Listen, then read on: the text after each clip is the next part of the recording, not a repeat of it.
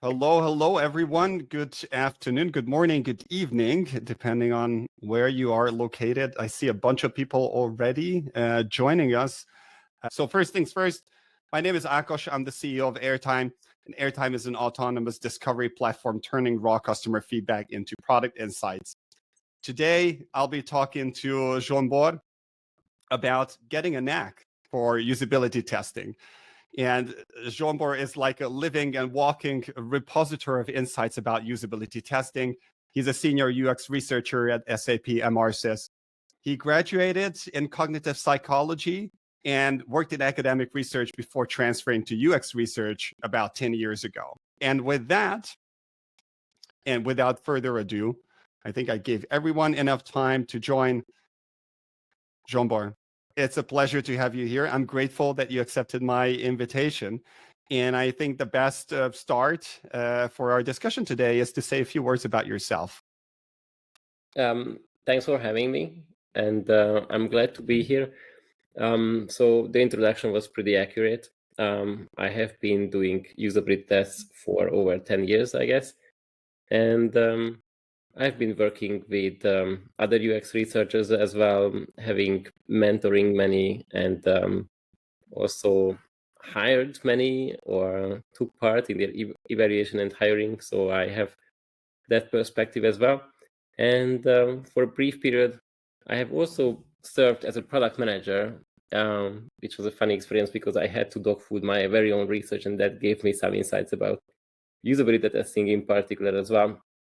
So I hope you will find some of my insights useful, or at the very least thought-provoking. So I'm looking forward to talking to you, Agos, and to you all. Amazing. Thanks a lot. So I think that's a great segue to explain why we are here today and why we're chatting about usability testing. The background is that Zsombor, you published a book a couple of months ago, if I'm not mistaken, about getting a knack for usability testing, where you pretty much crystallize your key learnings and insights about the do's and don'ts of usability testing. And correct me if I'm wrong here, you have like 65 pieces of wisdom, of recommendations in this book, ranging from the very beginning of how to set things up until how you interpret and share your learnings from usability tests, right? That's yeah, 65, as you said. And these has been insights that I've gained with my work with other UX researchers. So there are many books and learnings about UX researchers, and I have been collecting those that even the experienced UX researchers seem to somehow misunderstand or underappreciate. So the techniques that are kind of still missing from their toolbox, and that's what I collected into the book. Great. Let's dig into it, and we're not going to have time to go through all the 65 recommendations, but let's do a tasting menu today, okay? And let's how about we start with one of the first things, right? If you would want to do usability testing, you need to have users that you can talk to. And I was wondering if you could share some of your main learnings about how to recruit test participants. Yeah. Sorry, for the record, I have a cold, so I might cough a couple of times during our conversation. I hope you don't mind that. So let's get into it. For recruitment, there are many tips and techniques, and most of it relates to how to filter imposters before the study, because that's one of the main parts of recruitment. And so I wanted to highlight you one of the techniques, which I think is a simple one, and I see that many UX researchers often overlook. So, and this is when you have a screener and you are screening for certain traits or certain things, oftentimes the screener questions, as I see, give away what's the right answer to the respondent. So any imposters can easily get into the study even if they don't qualify the requirements. So to give you an example for such a question that gives away what is the entry criteria is, let's say I'm using or I would like to get some HubSpot users in my study. So how screeners go, I often see questions like, do you use HubSpot? Yes or no? And as you see, it's kind of obvious what is the right answer that gets somebody into the study. And the technique is it's a little rephrasing of the same question, so we can ask the very same question, but in a different way.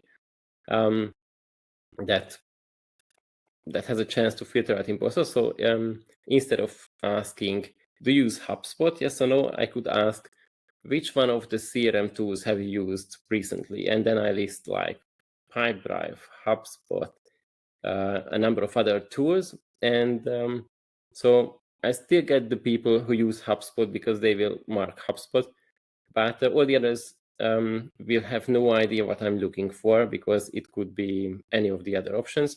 So this gives me a little chance to filter those who are only in for the money to get some clickbacks by getting into the study. So this is an easy, simple to implement technique, which surprisingly I see a lot of UX researchers don't apply in their screeners. They just ask their questions straight up, and it's kind of easy to see through and cheat on those screener questions. Can you give me a sense of like what's the share of people who would cheat on such a screener, just like a rule of thumb of how big that problem is, and maybe more importantly, what happens if someone cheats their way through it and they come into a usability test with you? Yeah, they are just wasting everybody's time. So probably doesn't cost money because yeah, you can just tell them at the beginning of the session that sorry, you don't seem to be qualified for this study, and that's it. But you know, when I'm setting up a session with all the stakeholders, the product manager, maybe even some high-level decision maker, the whole development team, then it costs a lot of time and effort to get that together, and then it goes wasted. So it's kind of an embarrassment to find out if somebody doesn't qualify. Yeah. I hear you. Especially if it's like a bigger team watching in, you add up the salaries in there. It's an expensive meeting. Yeah. Oh, okay. Yeah, you will be surprised how Yeah. amazingly far some people are from the screening criteria. I mean, yeah, people sign up who have absolutely no idea about the domain that I'm researching, and yeah, that happens. Yeah. Okay, so let's move on then the process. And thanks for sharing. This was extremely pragmatic and insightful on the recruitment part. As we move on, like the next step in the process is that you would prepare some tasks, right, for the usability test. And I wanted to ask you to walk me through an example, maybe a recent example, how you come up with usability tasks, and maybe how do you make sure that these are good tasks and not bad ones, if I may use those very simplified labels. Mm-hmm. Yeah. So I brought you a pragmatic example, and that's what I really would like to focus on, the pragmatic aspects, because in theory, everybody is doing great usability tests, but when it comes to the details, that's when a lot of things don't fall into place. So the example I brought to you, I've been testing a chart, and I think I can explain a couple of things regarding how I prepared for testing the chart. Testing chart is always a little special in some sense, so I think I would like to show you that. And I got some slides where I can show you the chart that I've been testing. So I'm gonna put your slides on the screen so everybody can follow us here. Yeah, let me jump ahead to the right slides. Okay, so unfortunately, I couldn't bring you the exact chart I was testing because that's kind of protected. But I made a faithful copy of it with my own hand drawing, and I think you will get the point. So, how one approach to test this chart could have been to just take this chart, which is a dummy chart that the designer made somewhere in the low fidelity, high fidelity phase, And then I could show this to users and ask them to explore this, explain to me what they see. And the interesting thing is that there is, of course, nothing to see in here because this is just dummy data. There are no patterns, no trends that could be read off of this chart. The only thing I could test this way is like whether participants can read the letters, whether the font is big enough, whether the chart color has good enough contrast and stuff. But these are not the interesting questions because the user's goal is never to like read off numbers of a chart. User's goal is always when it comes to charts is if there is a pattern, recognize that pattern. If there is a glitch, then which may be a sudden drop or a sudden peak, they must recognize it and understand what caused that. And the third is usually whenever they do some intervention, they need to see whether the intervention moved the needle. So these are the things whenever I usability test a chart, I would like to find out whether users can do those things with the chart. And of course, with a dummy chart, I can't test those because there are no patterns to recognize here. There are no errors to investigate here. So what I did is, and what I kind of always do is I sit down with the designer and the product team, and we talk through, okay, what are the things that the users need to notice based on this chart, and we work all those details into a chart that is still a dummy chart. It's not real data that's on here that you see, but still all the phenomena that they need to understand and notice based on the chart is here. So if you look at this specific example, by the way, I work for a marketing platform called Emarsys, and our customers are sending out a ton of newsletters. So this is the newsletter example. So let's say in this example, we have a vegan recipes newsletter that's sending out vegan recipes like every week or so. And this chart shows what's the unsubscription of that newsletter. You know, unsubscription is like a basic metric that everybody who sends a newsletter would like to know, and because that helps to troubleshoot the newsletter. So in this chart, probably you already see that there is a pattern here. So there is this repeating thing that every time we send out a newsletter edition, then that's when the unsubscription peak. And this is just the usual pattern if you have newsletter, because people realize that they want to unsubscribe whenever they receive the email. So that's normal. But we also put here something else. So you see there is this first unusually high peak around like middle of January. And now we can test whether the users can investigate what this peak is about and stuff. So if you can read the chart, you can see that we sent out newsletters on a weekly cadence, and then we send this potato curry newsletter a little too early, and probably there's something that recipients don't want to receive newsletters that frequently. So maybe that could have caused this high unsubscription rate here. There is another peak here, which is also high unsubscription rate after this vegan philosophy newsletter.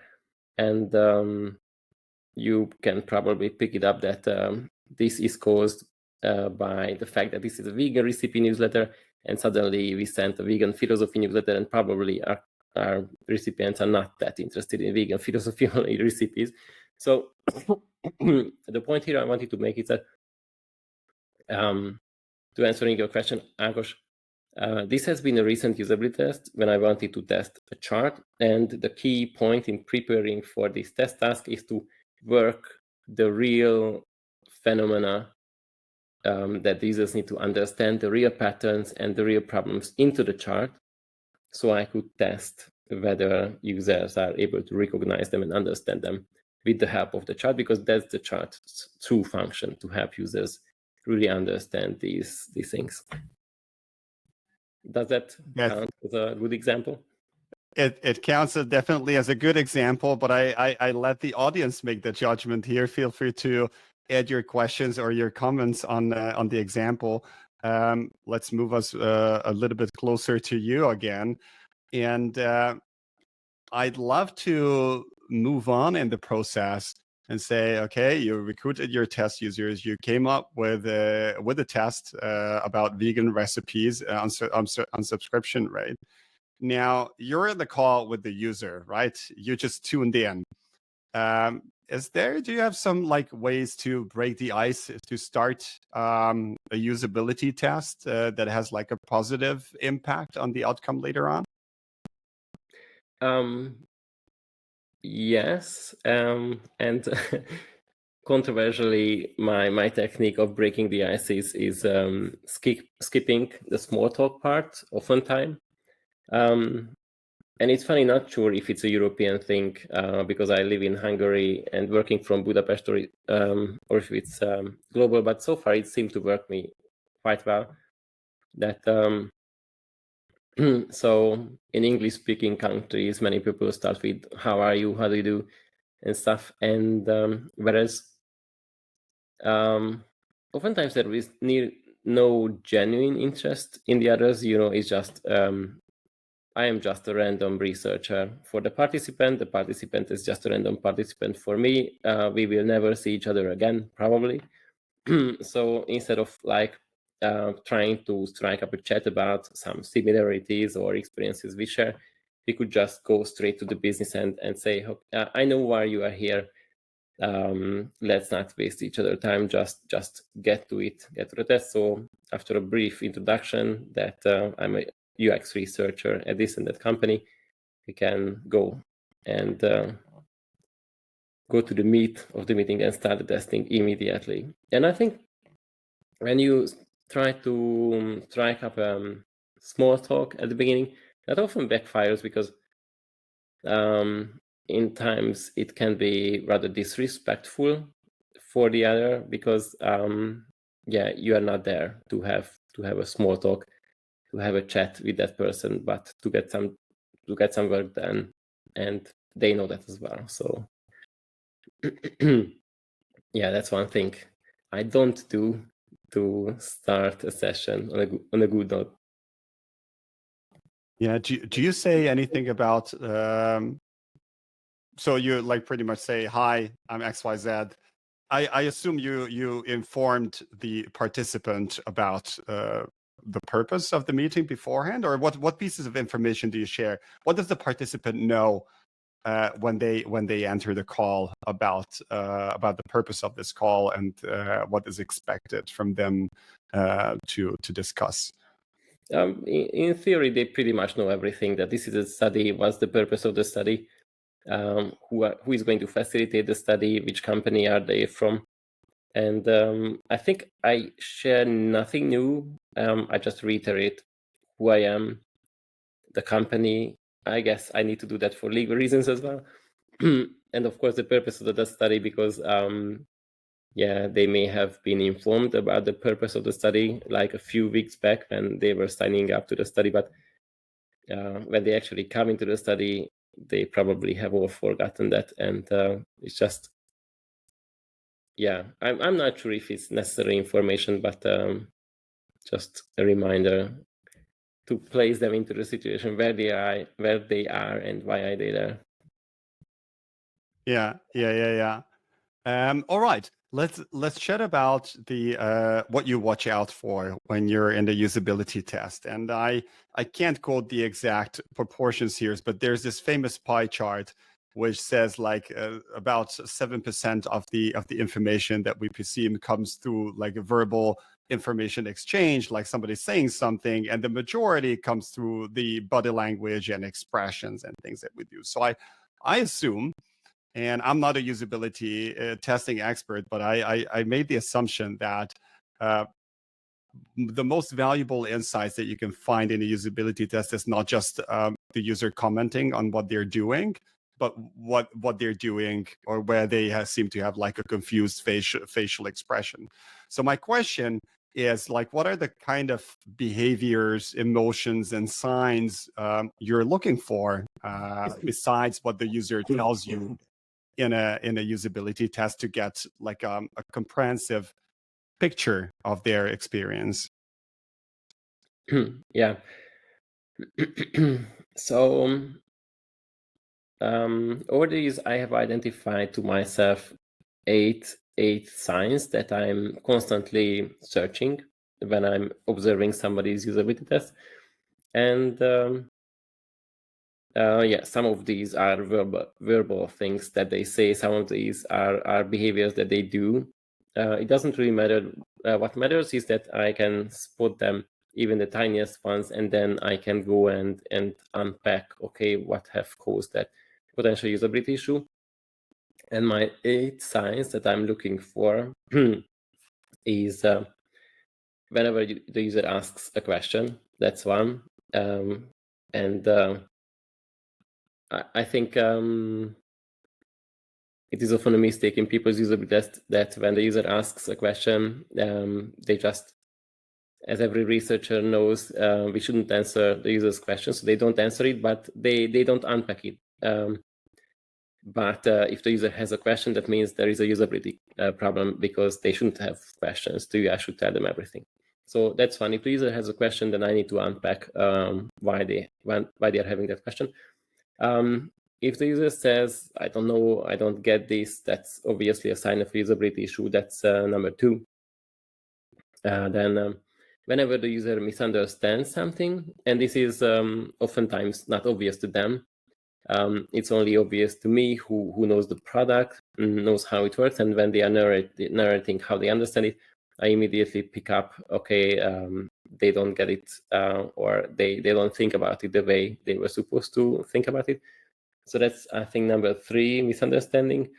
There are also any like nonverbal communication, like the expression on their face, or if they sigh or raise their eyebrows, these things often indicate that there is a usability issue going on. Then hesitation. So this is just a Steve Craig's "Don't make me think" line.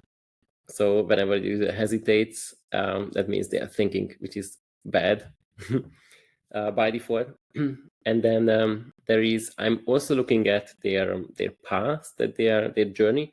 And whenever they stray away from the happy path, that's also a sign of a usability issue. What else? I think there are 2 things more. So whenever the user uses the undo function or changes their mind, so that means they wanted to do something, so they understand how to do it, but then they change their mind because they didn't get what they expected. And the last one is whenever I see the user looking for something, searching. So this is when you see like they are hovering all over the screen and spend time with just trying to find something. So that's the 8th sign I'm looking for. And what I think is usability testing has this universal structure that we UX researchers just need to do 2 things throughout the test. So we need to look out for the signs that indicate a usability issue. And when we found a sign, then we need to unpack why that happened, or what's the cause of the usability issue. And once we are done with the understanding, test goes on, the participant goes on with the task, and then I'm looking for the next spot when there is a usability issue. So this detection and unpacking, and I repeat that over and over until they complete the last task, and then it's done. Yeah, and just to also reiterate here, a prerequisite of being able to unpack is that you came up with tests that gives you the ability to observe and see where the user hesitates or where they go back, where they misunderstand something. Yeah, exactly. That's the purpose of the tasks, so that I put the user into a situation when they need to achieve the exact goals that the real users are trying to achieve with the product. So I get to observe how they go from 0 to the point when they can achieve that particular goal, and observing the whole journey, I can pinpoint, okay, at which points of the journey there is a glitch or anything. Cool. Thanks for sharing this. I I have two more questions left, and then we're going to transfer it to the Q&A part. I already see a number of questions piling up. So I think we're going to have a really interesting discussion afterwards. What I'm interested now is you finished the usability test, right? You collected some data, some observations you noted down from the usability test, and in your book you argue that that research is common knowledge across UX researchers that behavioral data is more important than what the participant says. But you also say, and this was something interesting for me, is that many researchers don't know why that is. And this actually hurts their studies. I'd like you now to unpack this part for me and also for the audience. Why do you think this? Explain it to us, please. Cool. Sure. Can I show an illustration that relates to that? That helps me explain. Of course, I'll put your slides on the screen again. And I get to the right part. Okay, this one. So this is number 42 in my book. that's why you see that number 42 here. So what, in my experience, every UX researcher knows is that behavioral data trumps self-reported data. So whenever there is a conflict between what the participant says and what they do, we always should listen to the behavioral data, because that's kind of the truth. And I think many UX researchers think that we should listen more to behavioral data because self-reported data is unreliable and it's kind of a lie. So it's not true what the participants say in the end. And I think that's not the biggest problem with self-reported data. It can be distorted and biased in some ways, but in many cases when the participant finally says that they struggle with this and that, that's completely true and it's reliable data. The real problem is that, and this is why I brought up this funnel metaphor that you saw here, is by the time this behavioral data becomes self-reported data, so the participant becomes able to verbalize what they struggle with, then we lose much of that behavioral data. So they can only verbalize like a teeny tiny fraction of all the struggle they experience. So if I may explain this to you, then so if we start with the behavioral data, whenever I'm sitting in a usability test, I get to see what the participant is unable to complete, where they are stuck, how much time they spend with certain things. So I see every struggle that might be a usability problem. But when it comes to the participants, so out of all those struggles they experience, they are not aware of much of those struggles. So similarly to like how we work, working is such an automated process for us that we certain problems that just don't cross the threshold of consciousness, and that doesn't mean that the experience of walking couldn't be improved, like shoes or pavements couldn't be improved. It only means that this is just an automated process, and surfing the web or using certain applications is also such an automatic process that if there is a glitch in the experience, users just don't become aware of that. So that's kind of the first filter, that out of all struggle, they lose many because they don't become aware of their struggle.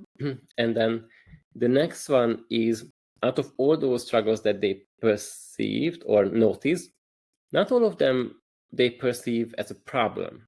So like a good example is I work with enterprise software, and if you ask users, like let's say at the end of the test session, how was the experience, they say it was fine, it was straightforward, and I saw it wasn't straightforward. And the problem is that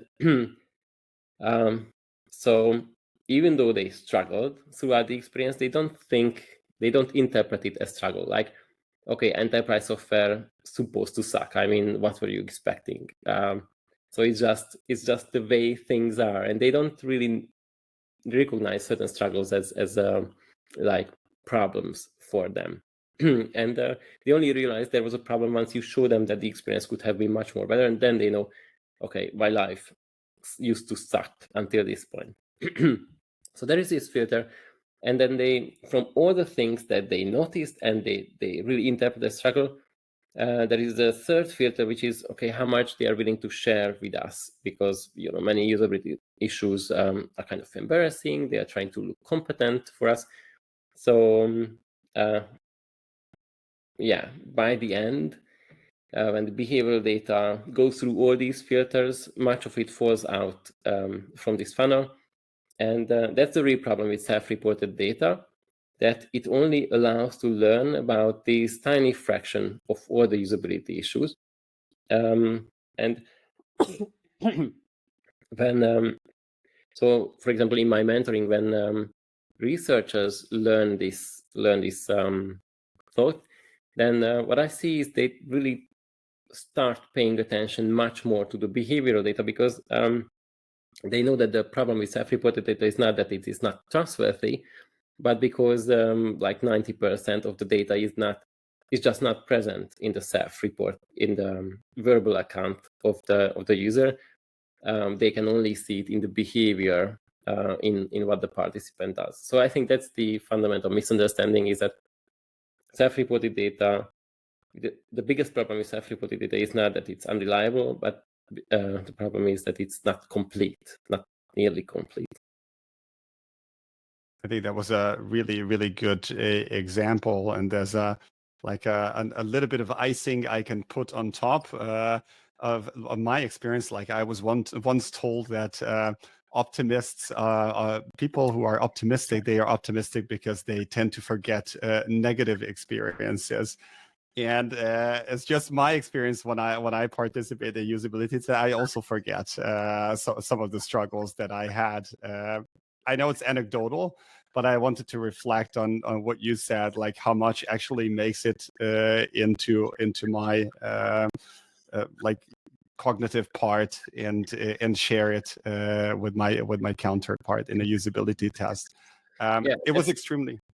Sorry, what you mentioned is also, I could have probably listed it as another filter, like the lack of complete memory of all the things that have happened. Yeah. Yeah. Maybe I'm just growing old, but let's not talk about my cognitive capabilities. We have a bunch of amazing and intriguing questions from the audience. So let me start throwing the ball, Zsombor, at you, and just take them one by one. I'm going to go back to the very beginning when we talked about recruiting, and Maria asked this question about what are your techniques to filter out people who are lying, and maybe not pick the obvious ones where it turns out they just never use that tool. Yeah. So the technique I mentioned was one which is hide the right response option, and then a second would be, in typical screeners there are all these multi-choice questions, and I always try to hide like fake options in those. So let's say I'm asking which CRM tool have you used in the last 30 days, and I put 4 real CRM tools and then 2 fake CRM tools. So if anyone picks the fake ones, I know they're just like trying to get into the study, because those tools don't exist.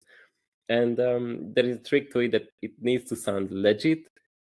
So I have a couple of techniques for that, how I make those options seem legit, such as I take a product name from another domain and use that as, like, let's say, an HR tool, use it as a CRM tool, and stuff. So sorry, this might be another question, another technique to filter imposters.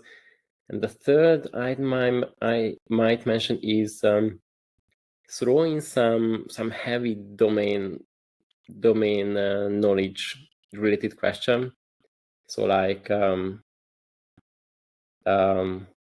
let's say if I'm looking for marketing people that I'm often looking for, because those are the primary target of the company I work for, I would ask them about like certain aspects of their life cycle marketing. And this is not something that the general population knows. So if there is an impostor, they either don't know and they give an answer that makes it clear for me that they have no idea, or even if they try to generate an answer with ChatGPT or another tool, it takes just more time for them to come up with an answer, and they might not want to invest that much time into my screen, and they just leave it and go somewhere else to fool another researcher with their screeners. Yeah. Very good techniques. I have another question from Gianna, and she's coming from the angle of a smaller user base, maybe an earlier stage company. What would be your suggestion to recruit users for usability testing? Yeah, I don't know.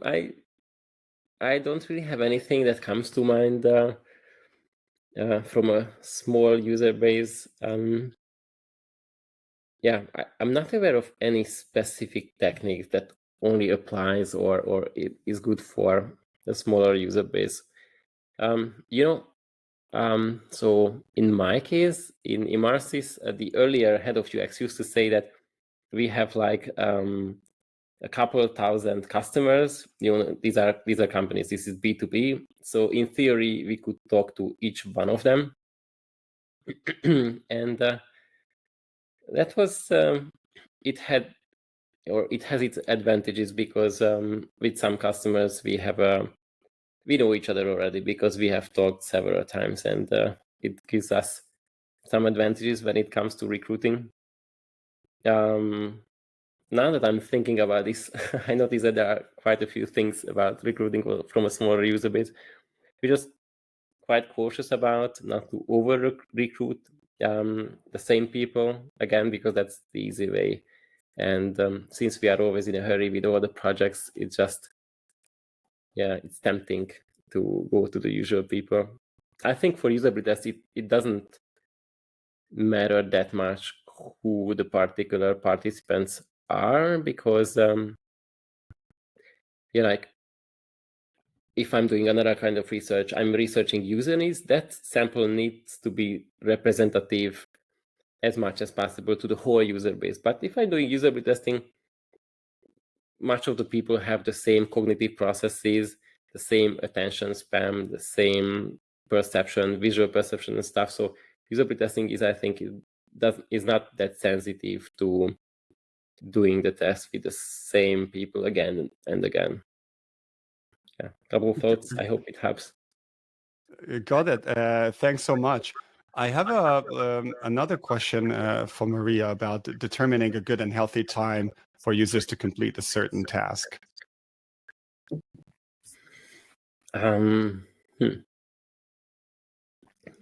Yeah. Actually, I have not performed any tests with users where I measured completion time, like for real and accurately. So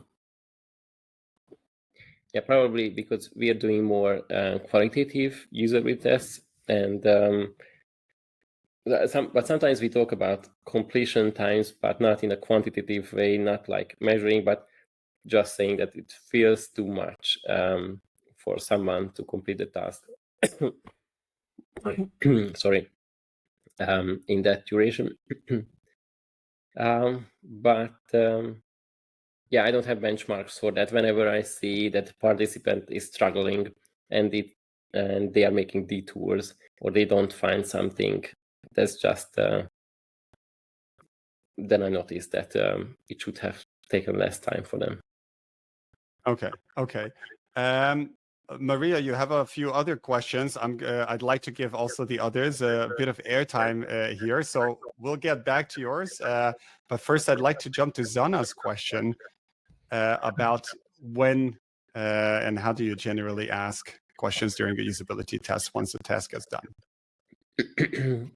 Oh yeah, I think my personal style is that I'm very intrusive with users, and actually I think I've changed in this respect compared to the beginning of my career, because at the beginning I came to usability testing and UX research from academia. And in academia, it's like the most crucial, very important thing is not to bias the participant in any way. So like leave them, let them work in peace and silence, and then I will ask my questions. But over the years, I came to realize that if I let the participant like just go on to some other things and do some other stuff, they will forget what were going on in their mind when they stumbled on the usability issue or something. So what I do now is 1 second after I saw something interesting, I will ask about that, unless they are talking about it by themselves. So I always ask them to think aloud and narrate how they solving the tasks.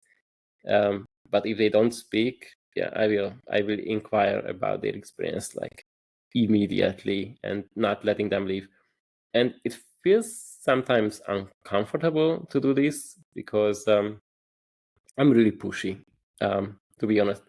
I really want to extract all the insights from the study, but I think users don't really mind because they know as well that they're paid for this job, and that's their job to like answer all my questions and trying to think out loud and share their thoughts with me.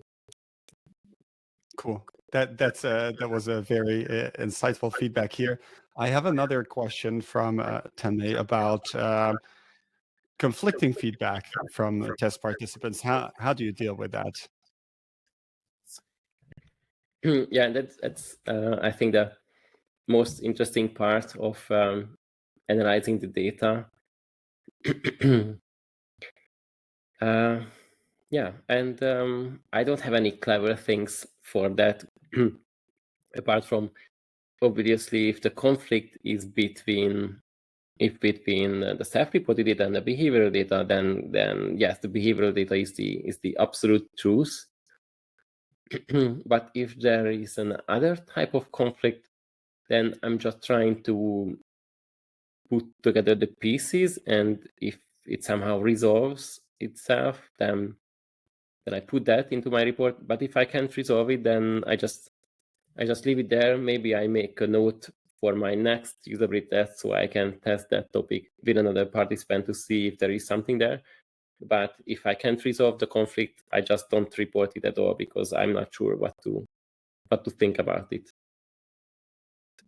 Maybe you mark it for further research later on, or you just put it in a parking lot. Yeah. Mark it for further research if it seems something of importance. Yes. Cool. I have a question from David about your top 3 to 5 books on UX research, and you may include your own. This is my own. If you see this nice yellow, and I made it with my own hand-drawn illustrations. So that's my best book so far, I should say. The only book. But I think I grew up on the usual traditional books.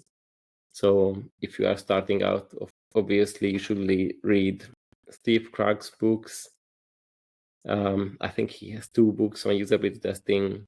I read Jacob Nielsen's book, which is a very large book on I think web usability, because back in the days it was called web. Anyway, what I've read recently is Steve Portigal's book, the 2nd edition of Interviewing Users. I think there are quite a few good learnings in there. Yeah. And okay, another book came to my mind. So I would definitely recommend Laura Klein's books, not only because of the content, but I really love her style, how sarcastic and dark humor that she has, and it's just such a fun read. Somehow I think that at least in my neighborhood, the UX researchers, they all tend to acquire this this dark sense of worldview where they see problems everywhere all around them. The furniture, their colleagues, the company structure, problems everywhere. And Laura Klein's books just are a great manifestation of this attitude. Yeah, you know what they say, that to a person with a hammer, everything looks like a nail. Yeah. But last question, because we're running out of time. I think this is something quite relevant for everyone here. What is your tool stack when you do interviews with customers?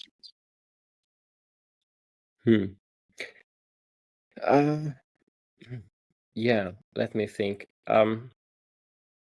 So 100% of our research is remote moderated. So a tool such as Zoom and stuff, but we don't use anything complicated, just stuck with Zoom. But I think my toolset is not really up to date. It's very constrained by Emarsys, and Emarsys have been acquired by SAP. So now we need to comply with SAP regulations about all the IT stuff. So I think like Zoom, and whenever I would like to talk about something with the user, like a prototype or anything, then I use whatever tool that's within. But it can be just an image or anything. So yeah, unfortunately, I don't think I have very good tool recommendations from you for you because I don't use anything special. Still, thanks a lot for sharing what you do use. Zsombor, we are at the end of our session today. It's been like a tremendous learning curve for me into usability testing. Thanks a lot for sharing your wisdom. I'm really curious about your book. So I guess it's something I could get on Amazon or... Yeah, you can get it on Amazon. And but I think the best if you just visit my homepage, zsombor.io, and then you can find some other things as well. Thanks to the audience as well. You were very engaged today. A lot of amazing questions. And I love the discussion that evolved here. I wish we could go on for hours and hours, but I guess it's time now to say goodbye. To everyone who follows Airtime regularly, next week we're going to have the module 2 of the Airtime Academy, which teaches user research skills to product managers. And in 2 weeks, I'm going to have a guest who's an ex-design director of Spotify and Google, and she's going to talk about localizing products to various markets. I'll keep all you up to date, but I wanted to give you a sneak peek of what's coming ahead. Thanks a lot for, again, Zsombor. I hope to see you on the show again in the future, when maybe before you publish your second book. Yeah, thanks. I will definitely come back. And thanks for all of you who participated and asked these very interesting questions. It gave me some thoughts as well. Cool. On that note, I wish everyone a nice evening or remainder of the day, and see you around. Take care. Bye.